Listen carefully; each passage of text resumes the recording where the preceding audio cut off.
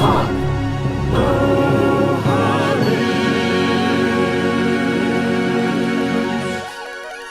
to Pop-O-Holics, show about hot takes hotter than hot tasty pancakes, where we don't live in a world that's just black and white. Come join us at Lover's Lane, where we embrace the coloreds at night. If this is your first time to the show, so happy to have you. That is in reference, by the way, real quickly, that's in reference to the show, the piece of content we're going to be covering later. So Chris and Brian are pulling out their hair right now. We're going to dive into it. There's a lot to talk about there. Was that problematic? Probably. Write us, popaholics@gmail.com. I'm your host. I won't name myself right at this moment, but I'm joined by my two best friends. Chris Conkling. And not associated with this show. Brian Dupree, you've changed your name. How weird. I am now Pepe Le Pew. Wait, no! Oh, no. Call me Bill Cosby. Starting off real strong. Oh boy. Welcome to Pop-O-Holics, the show that is going to be canceled very quickly. If we are ever so popular as to be canceled, I will be a proud boy. Little boy, god damn it, stepping in mud everywhere. There's holes. It's so deep. It's so deep. I can't see the light anymore. What the hell have you stumbled upon? Well, my name is Christian Katie. I'm your host. This is Pop-O-Holics, and we dive into pop culture, the good, the bad, and the ugly, on a weekly basis. And we theme our months. This month's theme, we were doing it all about the WandaVision, the new show streaming on Disney Plus, which wrapped up, and we covered it in our episode. What we wanted to explore augmented, distorted, and things that dealt with alternate realities, with the blending of what's real, man. Let's really break it down. What's really going on here, dude? And we've decided to pick a bunch of movies and content to cover. We covered The Truman Show, which I think is one of the best in class in dealing with perceived and assumed reality. And this week we are talking about a little movie that came out the same year, starring none other than Spider-Man himself. 1998's Pleasantville.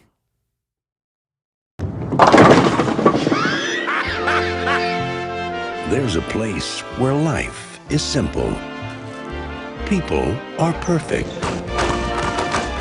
And everything is black and white. Honey, I'm home. It's a place that's as far from reality as we can imagine. How about some marshmallow rice squares?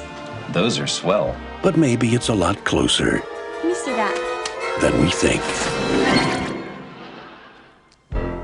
What happened? I'm not sure. Look at me. I'm pasty. Morning, kids. Better get a move on or you'll be late for school. I put blueberries in them just the way you like. We're in Pleasantville? No! We're supposed to be in school. We're supposed to be in color? What's all the commotion? Who's that? I didn't think you'd want to come. We're in Pleasantville? That is from the trailer of Pleasantville, released in 1998, directed by Gary Ross, written by Gary Ross, scored by Randy Newman. With a budget of $60 million, it grossed $49.8 million. And it stars Tobey Maguire, Reese Witherspoon, Jeff Daniels, Joan Alley, William H. Macy, J.T. Walsh, Paul fucking Walker. Yeah. And many, many more. Pretty incredible cast when you really think about it. One of the joys of this film. And what are we going to be talking about? Our history with this movie, our overall non-spoiler thoughts, and then we'll go into spoiling the movie with our themes related back to WandaVision and wrapping up and talk about many a thing in between. But let's get started. Gentlemen, any of you see this movie before we decided to cover it?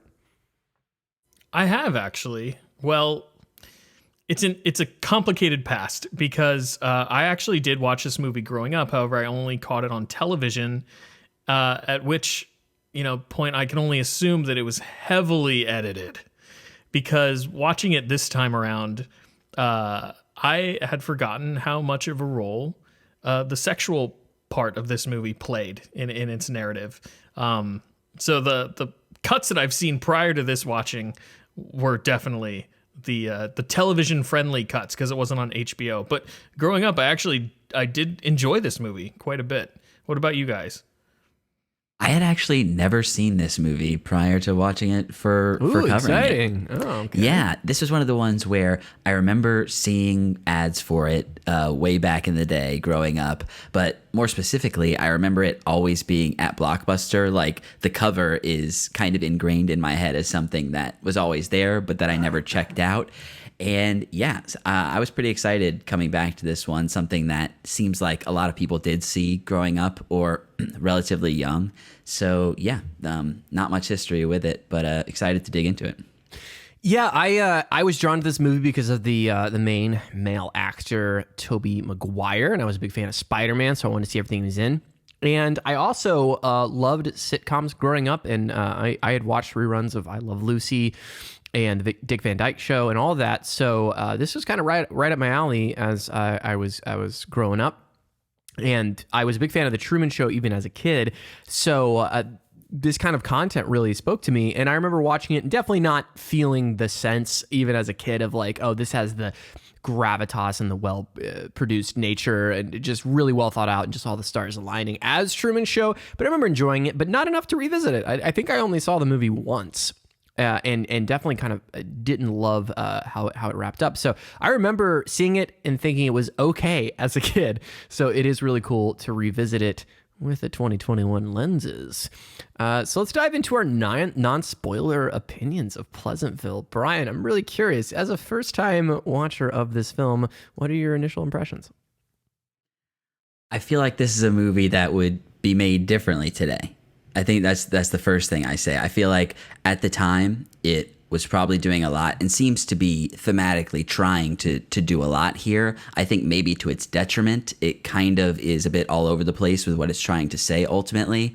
What's interesting to me, Tobey Maguire's character David is not particularly likable throughout the majority of the movie, and that was kind of interesting to me. He's kind of a dweeb. His arc is one of the weaker ones for me.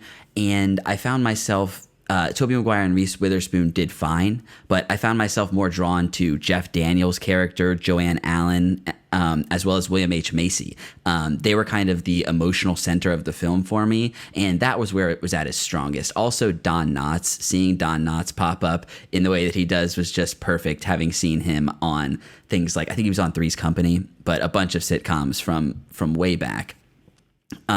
So yeah, I really Andy Griffith's Show as well. Oh yeah, most famously, yeah, Andy Griffith's Show.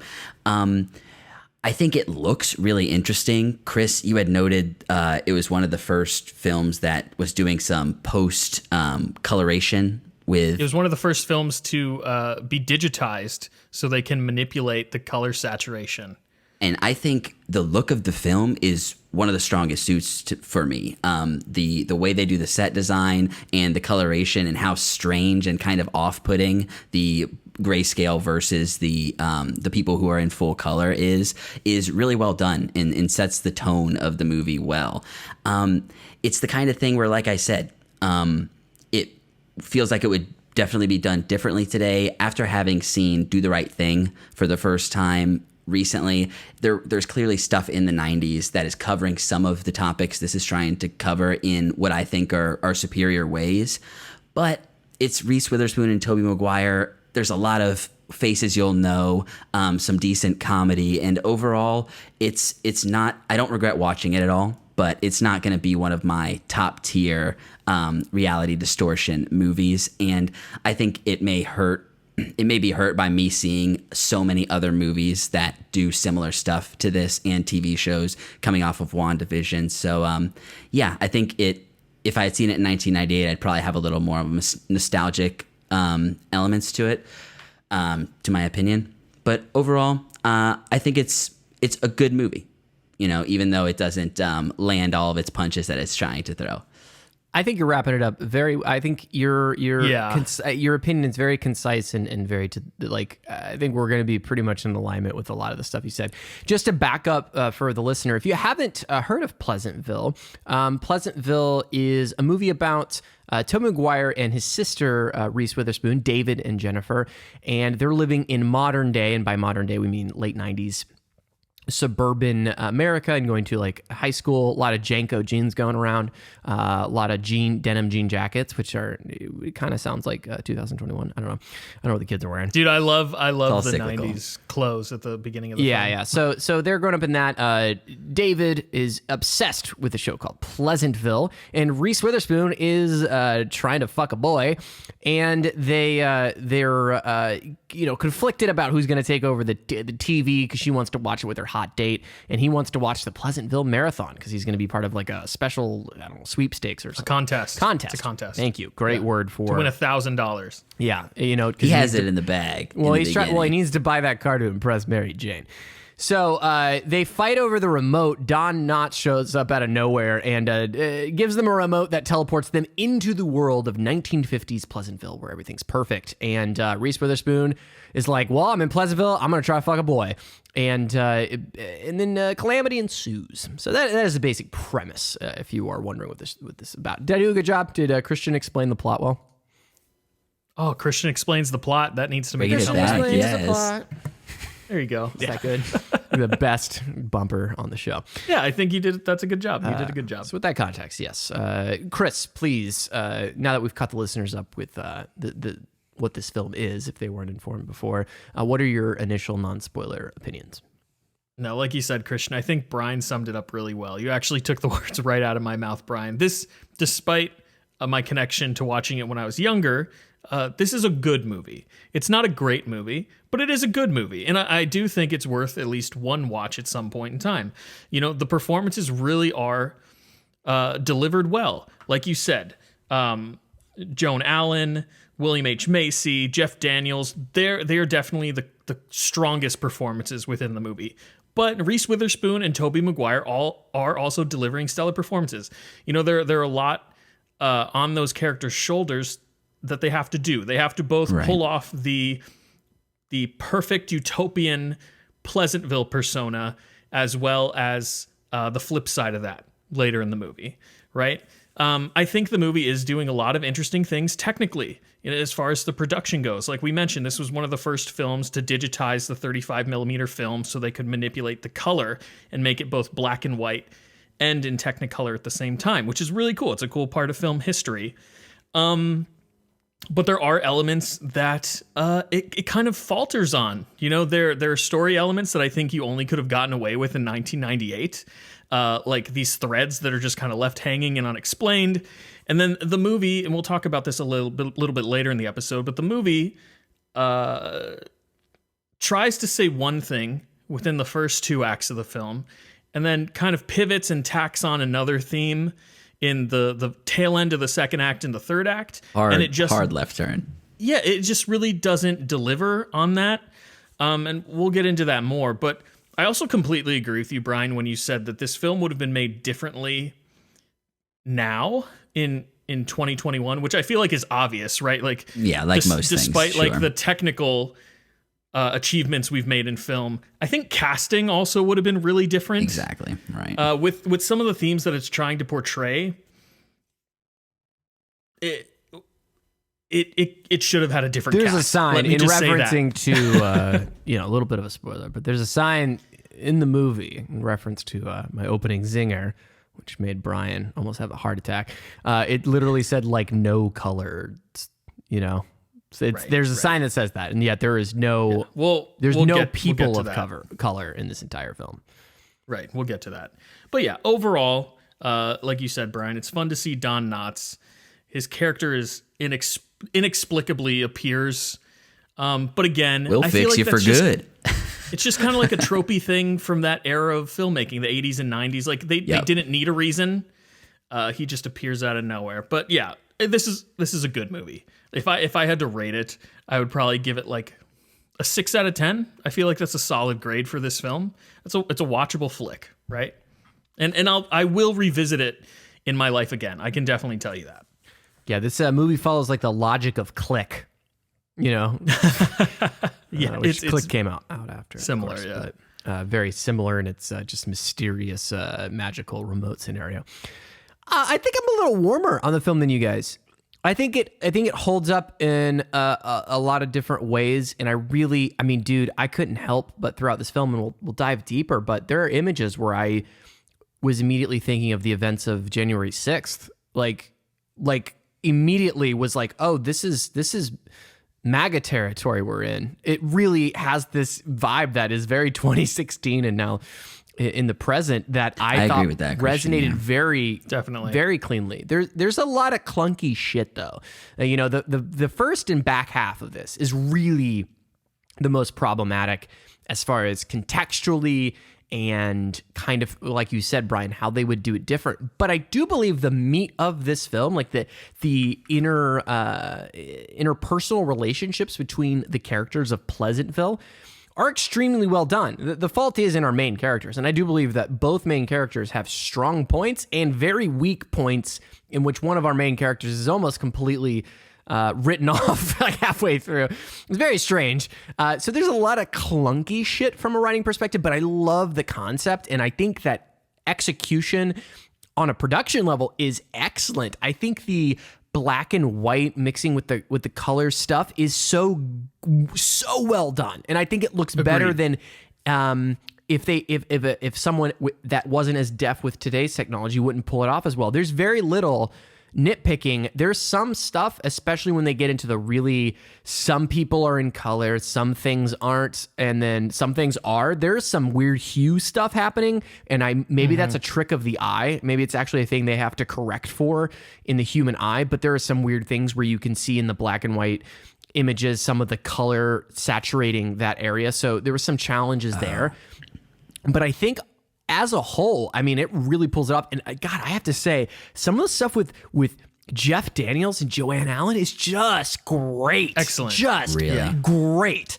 Like, so there is some stuff in here that I think is masterclass filmmaking. And there is some stuff that is very clunky and very 90s and also very not woke, as the kids would say. So I think, like you said, Brian, if it was made again with today's stuff, I think it could be. I think it could also be worse. I think it could be better, but I also think some elements could be worse. So I think there's a lot of strong things to this. There's some things I really revisited and said, hey, I didn't appreciate that as much when I saw it when I was younger. And we'll get into all of that. So did we have any more things to say before non-spoiler? I think we're all saying, hey, see it once, but definitely be some reservations. Yeah. Very good. So with that, let's dive into spoilers. We'll be spoiling Pleasantville starting now.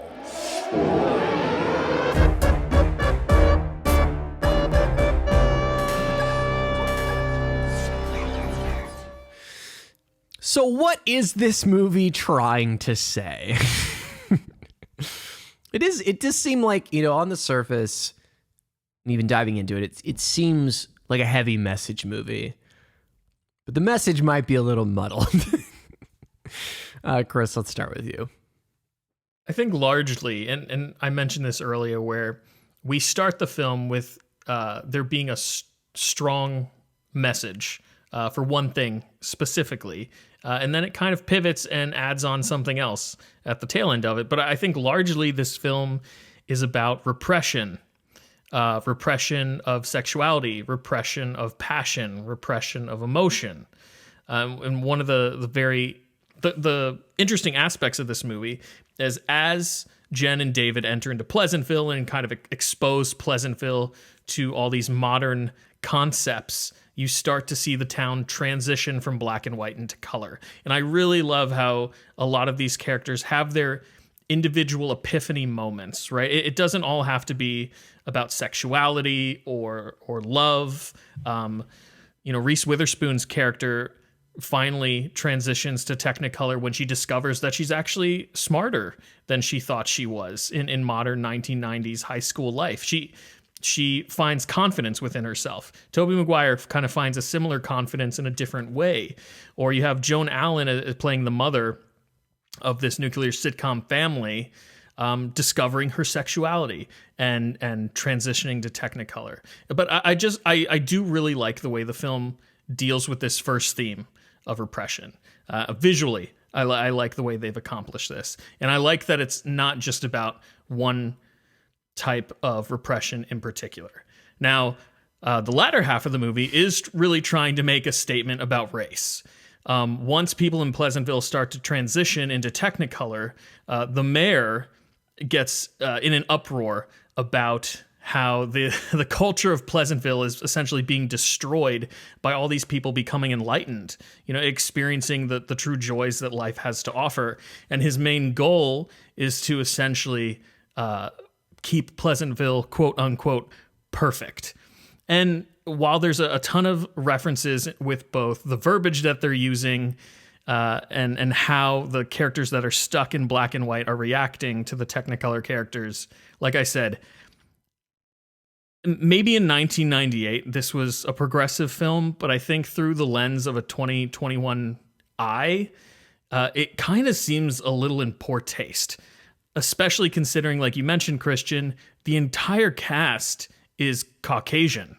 Like, we have a wholly white cast trying to present this message about race, and I get it, and they're kind of doing it, but at the same time, it really does make me uncomfortable.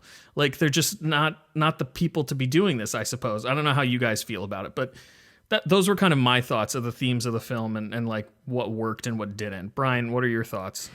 Yeah, I'll start from there. Repression is clearly one of the main threads, and to your point about it feeling in poor taste, like having just seen Do the Right Thing, where there is an iconic trash can being thrown through a window scene. Right, it does it way better. And it's just like there's so much nuance in that movie, which is 7 years or so prior to this.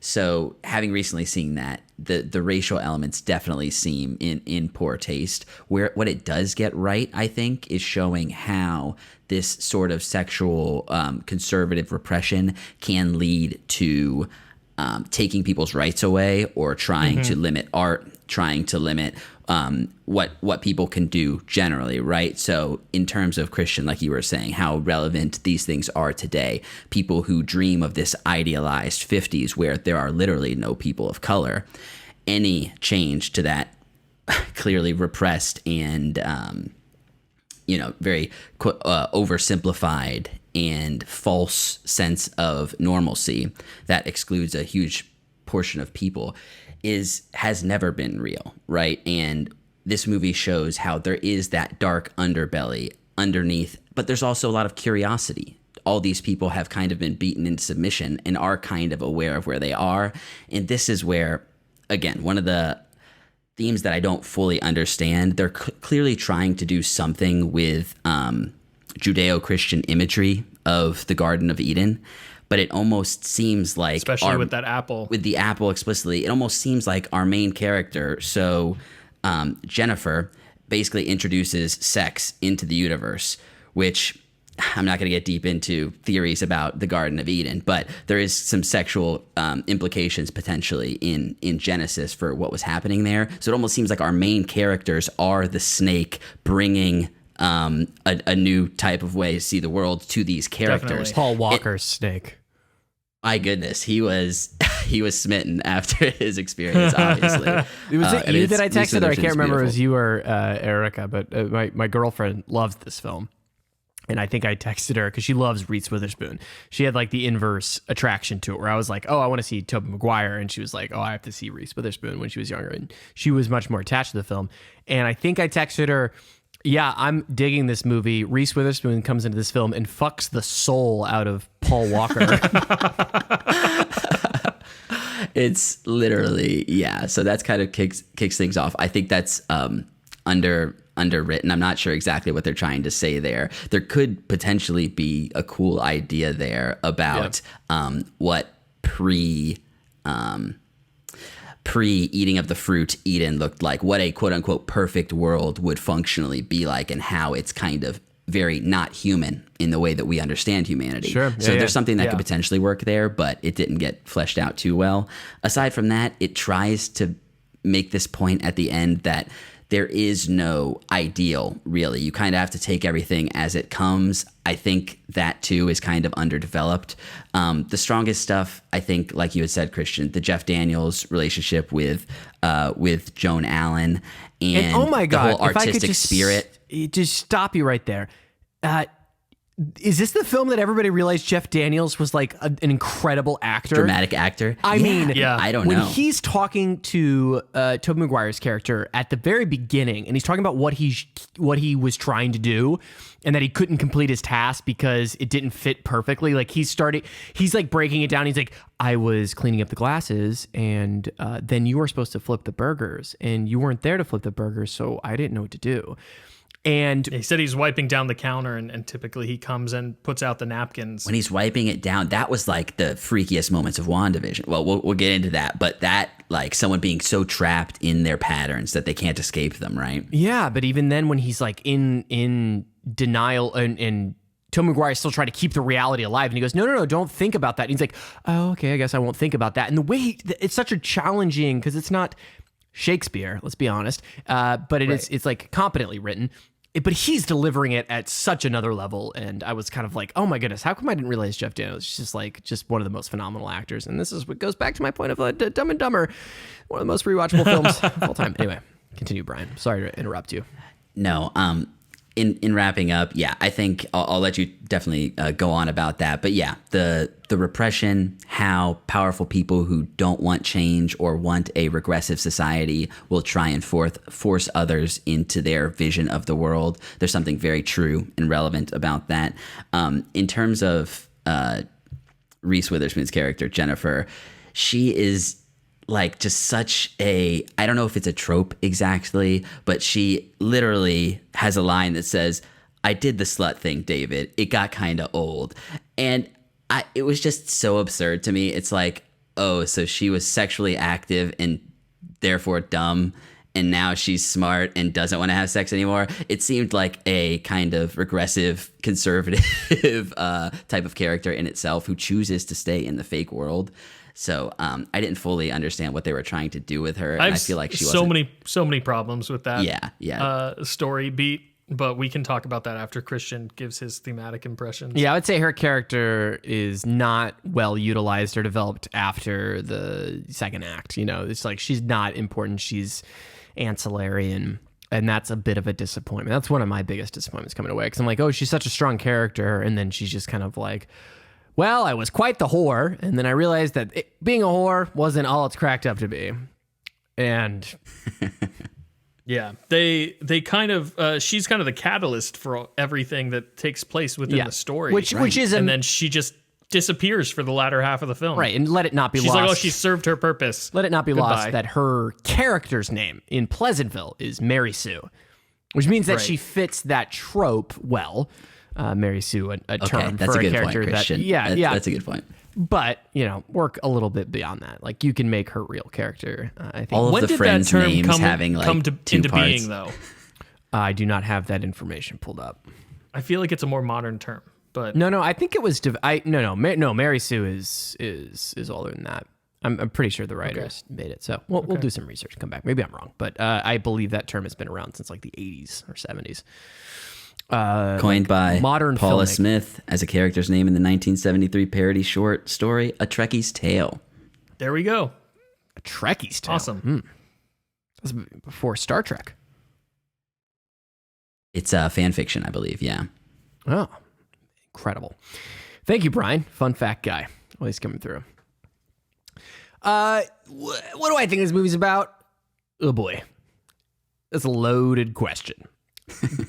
What I can say connected with me, at least in culturally placing it somewhere in the vibe that it has, you guys have hit on a lot of great points, but it is this absolute desire to want things to be a way that never existed. You know, in the themes of like distorted reality, you know, TV, and we talked about sitcoms and stuff, and that it's this projection of reality. It's this comfort food we sit in as like, oh, this, and clearly, I think the strongest stuff with Tobey Maguire's character in relationship to the show is that he himself is in. He's clearly he's got a single mom parent. His sister is a slut. Sorry for me to say that. You could have said he doesn't get along with his sister. Yeah, that would have been his character would tell you. My sister's a slut. You know, that's what his character's thinking. Clearly, it's said out loud in the film, Chris. I'm just projecting what the film is telling us. I'm nothing if not truthful to the source material. But anyway, that's what the character's feeling. And he watches Pleasantville going like, damn, that's the way life should be. And even when he enters Pleasantville, he goes, we have to keep this thing sacred. This is a sacred place and we can't mess with these characters, right? And I think the climax of this film for me on this rewatch is the looting scene. You talked about Do the Right Thing, which I think is a great call out. But what I'd say is even more powerful image, and the reason I point back to like the January 6th insurrection is because we have a riot of white people mad at something that's different in their town that they don't understand, that they think they need to eradicate it. And I think that is insanely powerful imagery that doesn't require the presence of anybody of color, because it is like the riot and the people that are upset are and that's the mob, that we're painting white people of Pleasantville as this angry mob. And I think that's very powerful in and of itself. That being said, if you're going to have a sign in your movie that says no colored, you should have at least, I would say bare minimum, because I think it's the least amount of people that you can have in a film, one person of color, and try to make that person a character and figure out how to fit that in. At least one, right? And I think that was a gross oversight to not have one character in Pleasantville, which they would have had, in these sitcoms, they would have had someone, I believe in the Dick Van Dyke Show, isn't the milkman black? I believe in the Dick Van Dyke Show, there are black characters in that show, right? They're societally they're not in positions of authority. That wasn't something that was portrayed in the 50s.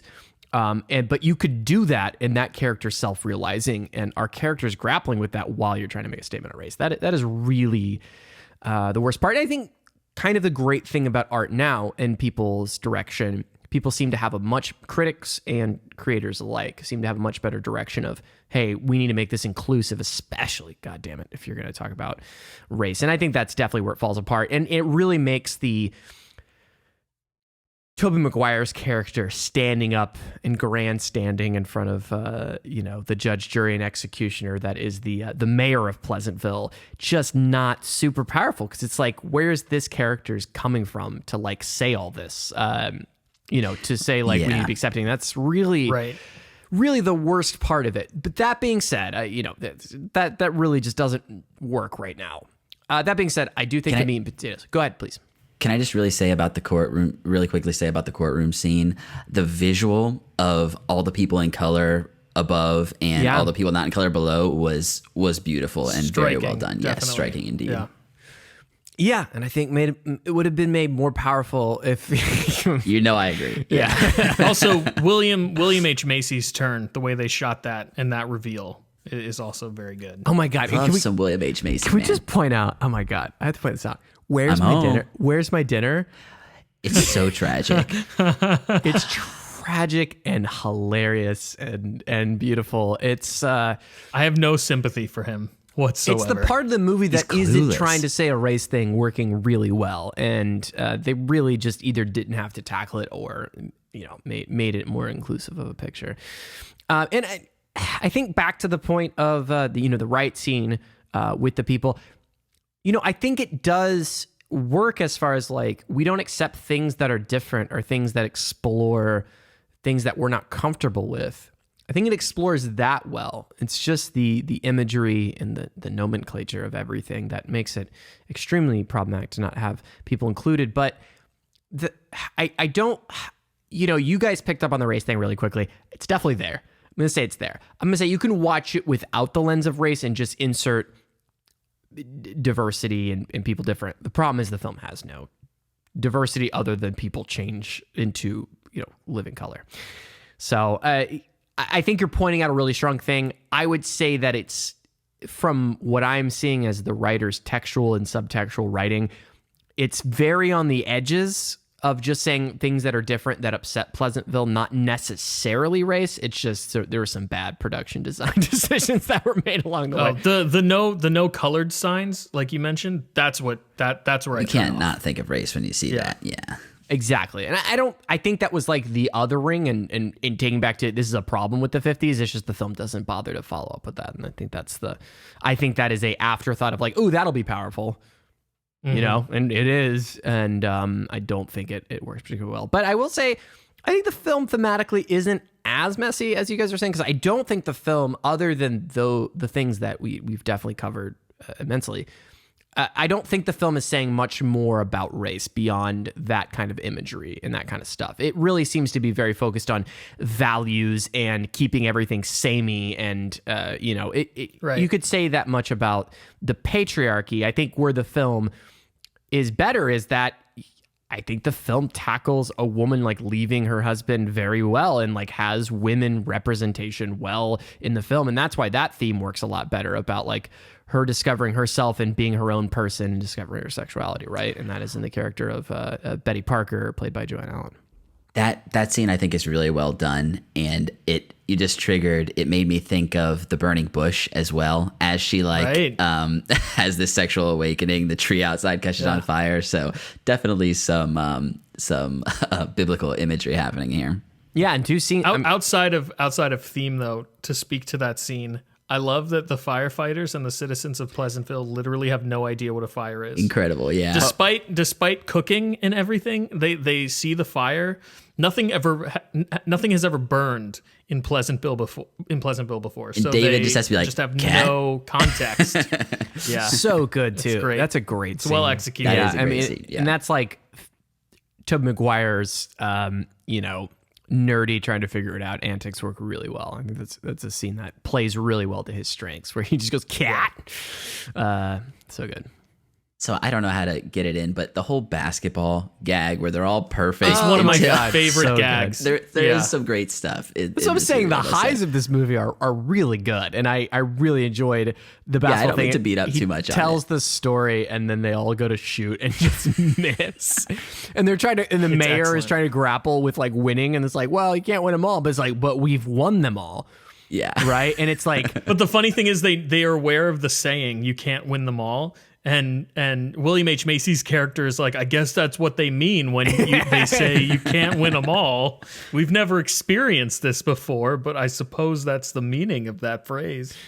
yeah, I think all that stuff's excellent. And the scene, I mean, how beautiful is the scene, which is echoed, and I think actually wraps up the film very well, of Tobey Maguire's character painting the paint over Joan Allen's character. Like visually, that's like the whole themes and visual effects and acting at its best, right? And I think it comes back in a little bit of a cheeseball way, but at the end, so I think all that stuff's really good. And I do want to like double down on like, I think the visual effects add so much to this film and really elevate the material. And it's very cool and it looks great. And there's really been nothing quite like it, I think. Yeah, Christian, I didn't even realize. I feel silly now. The callback to him wiping his mother's makeup to the mother in Pleasantville. Oh, really? Yeah, that right over my head. I'm an idiot, but it's funny how you see the Garden of Eden in Lover's Lane, and I'm like, holy shit, Brian, that is right. And then I'm like, yeah, the thing where he's doing the same thing, and you're like, oh, missed it. I was thinking of the boat of Odysseus. The ship of Theseus. No, Odysseus' boat. Odysseus. Das, oh my god. Das Odysseus Hausboot. Houseboot. Let's call back to a weekly upload a couple weeks ago. Yeah. Do you mind if I take a moment to just talk about some of the things that like kind of irked me in the movie? Nope, like show's over. Chris's complaints corner. Here we go. I'm here for it. First and foremost, Don Knotts just showing up out of nowhere and the kids letting him into the house. Obviously, everything that I'm about to mention, I just want to be perfectly clear. The movie has no interest in explaining any of these things because its main goal is to get to the themes Brian, of what they're Chris, trying to convey. I know you're about to go, and this is the worst time to interrupt. I get that. Can I tell you real quick before you go into this? The movie does kind of try to explain it, and to me, I saw the race stuff, totally on board with it. I think the most problematic thing is when what the explainer of the mystical powers is that Don Knotts appears on a television in Pleasantville with a Native American like headdress that gets angrier as the movie goes along. If you look at the background, I didn't even notice placeholder standby 50s image, because it is a Native American man that gets angrier as it goes along. So the movie is implying that this is a Native American spirit. I don't know if you caught that, but that to me was like, why is Don Knotts appears when they first go into Pleasantville, and they're talking. They're like, "Why are we're in Pleasantville?" And they're talking to the TV, and Don Knotts like, "Yeah, it's gonna be great. It's gonna be a great thing." And behind him is the "Please stand by" kind of banner that they use in the 50s and stuff. Right, and like the chief face. Yeah. And there's a chief. There's a Native American chief on the side. Was that part of did they do that in the 50s? The "Please stand by"? Yes. Yeah. I'm pretty sure that was like a standard "Please stand by," like end of broadcast type. And they'd have a Native American man? I'm pretty sure. We'd have to look into it, but I can't believe you're seeing a Native American. What? Why? That's just a standard broadcasting thing. I can't explain the reasoning why. We'd have to look into it. But I'm gonna go out on a limb here and say racism. Probably, most likely. Well, fun fact though, he gets angrier. The Native American man didn't even pick up on that. Yeah, That's super interesting. That's wild. That's very interesting. So what you're telling me is Don Knotts, a white man, is playing a Native American spirit whose main purpose in like the pantheon of Native American mythology is to maintain a 1950s sitcom universe. That's his main goal, is to find the perfect candidate to put into the sitcom to make sure that its mythology is maintained and the reruns can continue. Okay, it's even worse now than I initially thought it was. But again, Native Americans the are movie's just not still interested in pissed we're explaining it. here. And are creating all kinds of wackadoodle crazy things going on. Right. So the Don Knotts thing is really more of just like an Easter egg, because we're watching a movie that heavily ties into sitcoms, and he's a prominent sitcom figure. Right. I get that. It's a fun cameo. I liked it when I was younger. I still liked it as an adult, but the story just gives zero fucks about explaining it or explaining why the kids let a stranger into their house. Anyway, I know we need to get the plot going, but that's ridiculous. Okay. The second thing I kind of had a problem with is Jen and David's relationship with their sitcom mom, Betty. Like, there are multiple moments throughout the whole movie where you feel like she's kind of caught on to the fact that they're not her children, and she's treating them as such, but like it's never expressed whatsoever. When David finally decides to go back to the real world, the goodbye that they have does seem as though she is now fully aware that this is not her son. And she should be aware of that, considering he is now projecting through a television into an alternate reality. Like, her bud wouldn't do that, right? But they never once address it. She never calls him David or anything like that. It's always Bud. And from a storytelling standpoint, that was just something that irked me. But again, the film isn't interested in that. It doesn't care. That's not its primary objective. So I just want to say, after we get like an intro, which is like a TV time, which reminded me of like a Nick at Night spinoff, there's a Once Upon a Time title card. So there is, but then it cuts to modern day. So, but I just, to the point of like Don Knotts being the sitcom character in our quote unquote real world, maybe there is sort of like, this is a storybook tale. Yeah, I get where you're coming from, Brian, and we've seen that in other movies. Not like, an excuse for poor writing, but just saying, yeah. Right, but no, now that you've contextualized it in that way, like, it does make more sense. Like, this is a fantasy film, and the fact that it starts off with Once Upon a Time kind of just tells us that like things will happen within the story that don't necessarily need explanation. They're just trying to convey a point. If it helps any, Don Knotts actually works his day job working at Bed Bath & Beyond in the Beyond section. Okay, so apparently, is this another Click tie-in? Wait. So I've read about the Indian head test pattern, and apparently it was just designed by an artist, and all the parts of the test pattern are meant for adjusting the signal that they sent out in early broadcasting. And the Indian head in particular was just designed by an artist as a portrait of someone to adjust contrast. That was the function. But it was just some artist going, you know what I really love? Native American headdress, like Native American chiefs. So interesting. Interesting. I interesting want to choice. say, kind of before we get fully off of themes, something that wasn't really explored deeply later in the movie, but Christian, last week you had talked about how sometimes we use sitcoms to escape and to get us through tough moments. And this movie starts in such a strong way with cutting between all of these different professors talking about how the world is screwed, yeah, so how great, global warming's happening, the job prospects are terrible, wages are down, all of this stuff. And to contextualize him being obsessed with Pleasantville with that felt very relevant still. Sure, absolutely. Yeah, definitely. No, I was struck by that moment of like, man, things are even worse now. Right. It feels so the prescient. Yeah. prospect of the future. Yeah, that was one of the out of sitcom stuff that was done really well. Yeah, that sequence was very well done. Call out. What are thoughts on the themes? How do we compare this to WandaVision? Well, I think the comparisons aren't necessarily thematic. They don't share a lot of thematic comparisons from what I grabbed from the movie. But on the most surface level, there are a lot of similarities in that, everyone in Pleasantville is trapped in this false reality, and Wanda's created a false reality for Vision and her children and for all the citizens of Westview to exist in. And there is a kind of a breaking point for some of the characters where they transition and realize that there's more to the false reality that exists. So that's one comparison you can draw between the two of them, as well as, transitioning from black and white to Technicolor. That's a literal technical comparison between the two of them. Brian, were you able to draw anything deeper between the two projects? I feel like that's mainly it. It's kind of an inversion of WandaVision, right? Because our main characters here are kind of the saviors in some sense of these people who are already trapped when we're introduced to them. But yeah, I think one of the moments that immediately, and I brought it up earlier, when Jeff Daniels is just rubbing that one spot into the ground and just showing how kind of traumatized these people are. And even though they're kind of aware of what's going on, they really have very little control to move past it. So I definitely think that's there. But yeah, generally just, and we do have Monica Rambeau, who there's a little bit of racial stuff happening in WandaVision, but really not much, even though Monica is there either.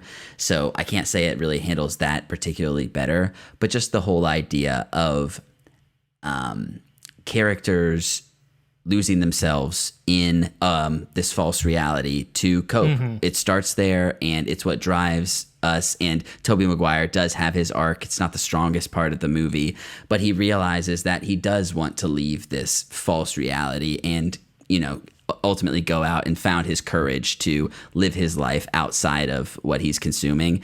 WandaVision's strange because she's still kind of a villain at the end, even though some of our characters give her a pass. So it's definitely different in that way. But yeah, I think those are the main takeaways that are similar to WandaVision for me.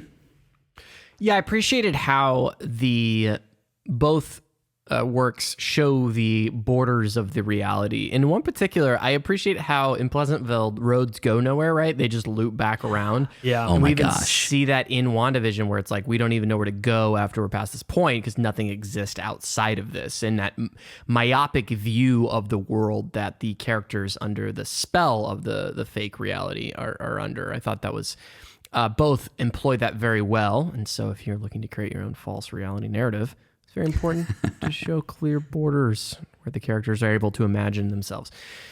And I think, Chris, you obviously listed some of the things that are very much on the page. I think at the end of the day, Tobey Maguire's character is dealing with his grief, his lot in life. He's not good at talking with girls. He's not his family life is not perfect, and he uses TV to escape it. And Wanda found that when she was younger and creates that reality. And in fact, Wanda and Tobey Maguire are both happy to be in that reality and are actually obviously he gets in there and he's like, we got to get out of here. But then he's like, all right, well, we're here. Well, let's maintain it, right? And both characters, both of our let's make the best of it. Both of our main characters are trying their best to support the borders on this reality, but eventually their relationships take them outside of it, right? So I think there's a lot of parallels between our main character in Pleasantville and in WandaVision. Obviously, Maguire didn't create this reality, but he certainly wants to keep it together and tries to keep it from going off the rails, similar to. No, you're right. And ultimately, he does want to change and tries to convince his mom, to not linger on the past and the emotional stuff that she's going through. You talking just now, Christian, made me think of something else. There was a moment where I think it's Maguire's character who says nobody's homeless in Pleasantville, and it really made me think of that moment where Agatha is revealing that Wanda has no home here. Or it's like she doesn't have a home, and how that's like in this sitcom world just something that's completely out of the ordinary, and obviously that Monica doesn't have a home. Yeah. Sorry, I wasn't clear when she revealed there that line with nobody's homeless in Pleasantville. There's such dark undertones to that. It's like those people have no place here. No, nobody can be homeless in a utopia, Brian. Right. And you kind of establish. I mean, I think home is a very important thing in both of these works. True. Home is the thing that Wanda's trying to start. She's sitting in an empty home when she hits this breaking point of grief and really wanting to live in a world that doesn't exist. And Pleasantville itself is about a home that you can feel safe in that doesn't exist. And ultimately, it's about accepting who you are. Wanda has to accept by the end of WandaVision that she's not going to have a normal life, and she's not going to have a platonic, or she's not going to have a nuclear family structure. It just doesn't. It's just not. It's not her character. It's not where she is, and with the gifts that she's been giving and the tragedy she's been given, it's just not something that's going to pan out. And although that's the idealized version that we have as Americans, as a life that we could make, and that seems to be the end point. A lot of people think, you have family and then you're done. And that's just really not the reality for anyone. You still have growth to do as a person. You still have to learn to deal with change and how your kids are going to be, and what, your kids are not going to like music you're going to like. It's just going to happen. It's starting to happen to me, and it's real weird, dude. It's real weird. Video games and music that I don't get. It's happening, right? And it's hard. You feel that change entering what you have established as your world, as your home, as what makes you comfortable. And people, you did better than me, Christian. That I've been experiencing that for years at this point. So I'm glad you lasted longer than I did. That's why genuine perspective and not having myopic. That's why all this stuff's about. I think in a way, an ancillary way of going, hey, your perspective and your embodied vision of a life isn't for everyone, and it's not uniform, and it's not utopian, and it's not broadly given to everybody. Everybody has their own walk, and you have to deal with things as they come across. And I think that is ultimately, our character's final lines with his mother are about hey, I know what you thought your life would be. It's not that, and that's fine. You just got to figure it out from here. And I vibed really well. I was like, yeah, that's kind of how it's definitely how I've been trying to take life, especially in the last couple of years. So I think in wrapping up kind of the conversation of the comparison, WandaVision, think about a lot of it is being okay. And, let's wrap in Nomad. Let's bring in Nomad Land, okay? The Chloe Zhao movie. Speaking of movies with no people of color. Yeah, exactly. Yeah. Oh, my gosh. Home is where the heart is. That's what I'm trying to say. Really want to end it with home is where the heart is. This movie dares to ask the question, do you believe in life after sluts? And, I think we get a clear answer. That was literally her last important line, too. She's like, I was a slut. I can't believe it. I can't believe it. Yeah. It's when really her bad. character just disappeared from the movie. She takes a bus to God knows where at the end of this. She will never be found again. I mean, they've opened up the world to these people by the end. Everything's in color at the end. But there's so much... I didn't finish everything that bothered me in this movie, but her sticking around in Pleasantville, and then the mother at the end, it's like she doesn't give any fucks about her daughter. That her daughter's not there anymore. Well, that's and definitely is there true. some type of, this is the nerdiest shit I'm not gonna say, but what's the time dilation between Pleasantville and the real world? Her daughter being gone and going to college and living a life, does this all happen within a couple of seconds? No, we learned by the end of it that it happened within a day.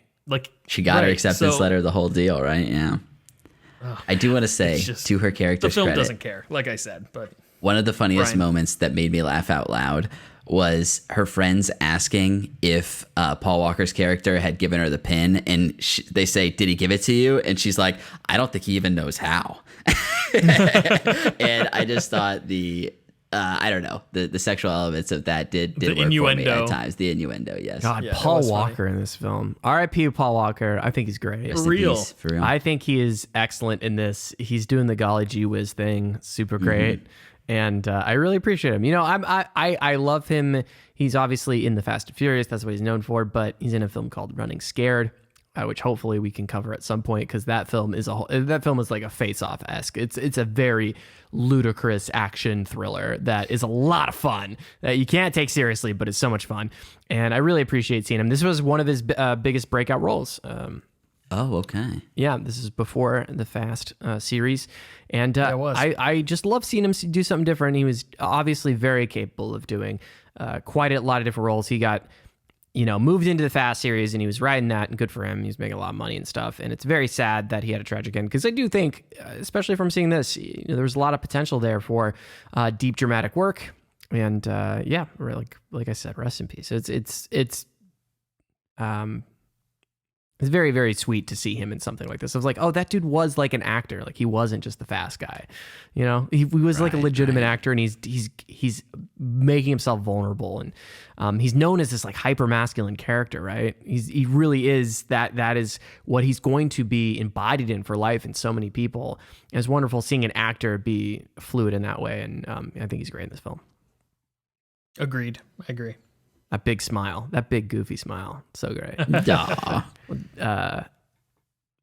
In wrapping up and going into final thoughts, I had one question. At the end of the movie, because it's a very messy ending. It's a very messy ending to a film. I think probably the worst part is just that it ends so terribly loose and weird. Who is the mother character with? We get like a weird cut between Jeff Daniels and William H. Macy's character, and it seems like I was so confused about it's like that. a bad Scorsese edit. It's really strange. I didn't know what the fuck. Yeah. It's like throwing another curveball into an already messy ending. Is it a throuple situation? That's what I was thinking too, but like, don't we get like a medium shot of William H. Macy and Joan Allen sitting together on the bench? We do, and we get it. I think it before zooms we go in. into the Yeah. close-ups. So like, I kind of like assume the same thing, Brian, that maybe it's like a throuple situation, as you put it, where like it's just the three of them living together now. But it is a very It's awkward just Jeff cut. Daniels. I did feel And a little both, bad Both Jeff for William Daniels H. Macy. and William H. Macy are laughing. I thought that was very unclear at the end. How we were supposed to read that made very little sense, and I couldn't make heads or tails of it. Nor could I. It's just a bad edit. It's just it just bleeds indecisiveness. Yeah, no, exactly. It makes you. I think it hurts the rest of the film too. It makes you question like whether or not they knew what they were trying to do there at the end. I'd be very interested to know the direction of like the production team just being like, yeah, he had no idea what he wanted to do for the end, and we just figured it out when it was due. Had ended somewhere. I will say, wrapping up, a couple of nice musical moments. There was a Miles Davis song that was a jam here, as well as a Across the Universe cover. Yeah, When the I movie love was that like- cover. Yeah, that was The a good movie was cover. peak cheesy at that point, but the song brought me back in, so I appreciated it for that. It's a great cover. It was, and I think the acting minus. Sorry, Chris. I'm sorry for myself. Tobey Maguire is not great in this film. I think Tobey Maguire has built up to be a better actor, and clearly I believe he won an Oscar in Seabiscuit. Christian here with a quick edit. Tobey Maguire did not win an Oscar for Seabiscuit. It was nominated for Best Picture, Best Cinematography, Best Film Editing, Best Sound Mixing for an Academy Award, but did not win an Oscar. Back to the show. I didn't say he was great. I agree with you. Oh, good. Okay. Yeah, I know, but I say the performance is good, but there are stronger there are actors in the moments film. when he's really great, but there are moments when he is the worst parts of Tobey Maguire. Bro, I don't know if you know this, but that's just Tobey Maguire, dude. Like, that's how he Typical is in Tobey. everything. Like I mentioned this when we were off air, that I was going to talk a little bit about like his role as David compared to Peter Parker. You can see there are a lot of elements of Peter that he's like channeling in this film that he definitely brought to the first Spider-Man movie.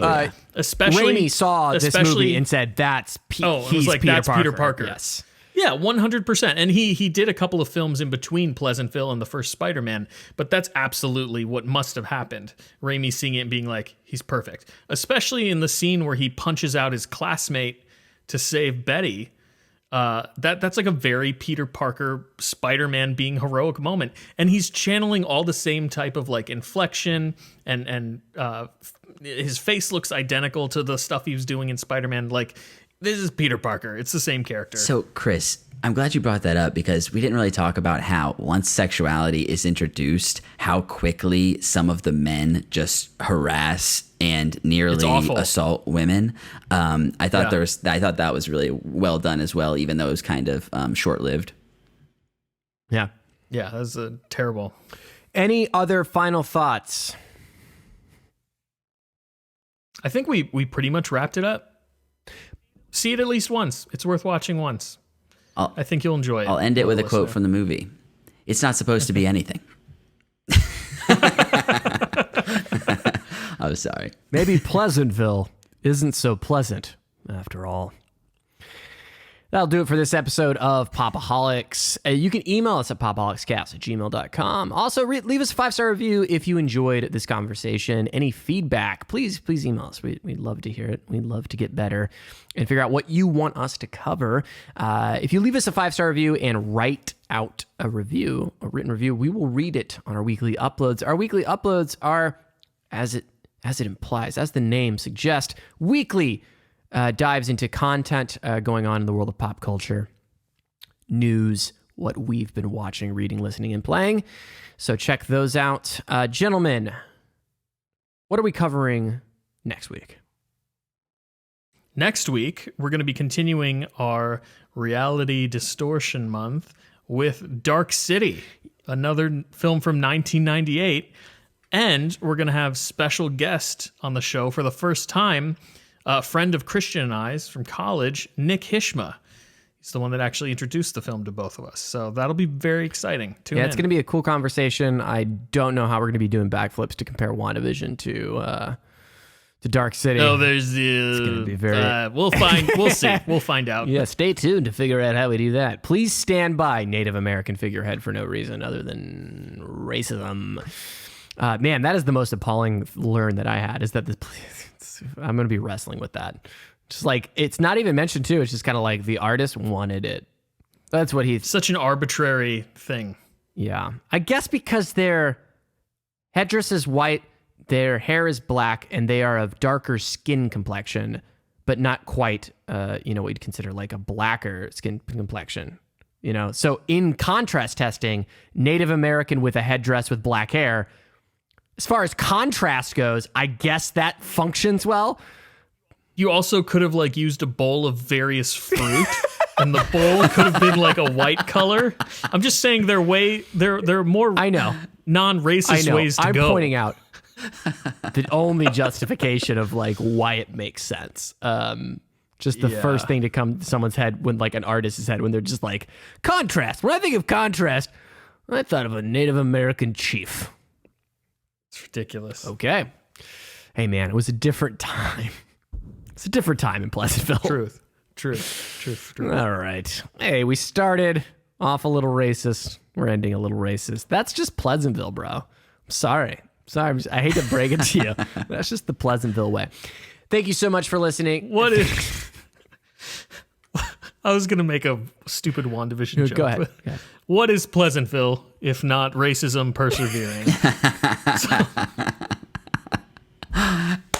Accurate. Take it or leave it, Christian. Lovely, you can leave that in the lovely. edit or get rid of it. No, that's perfect.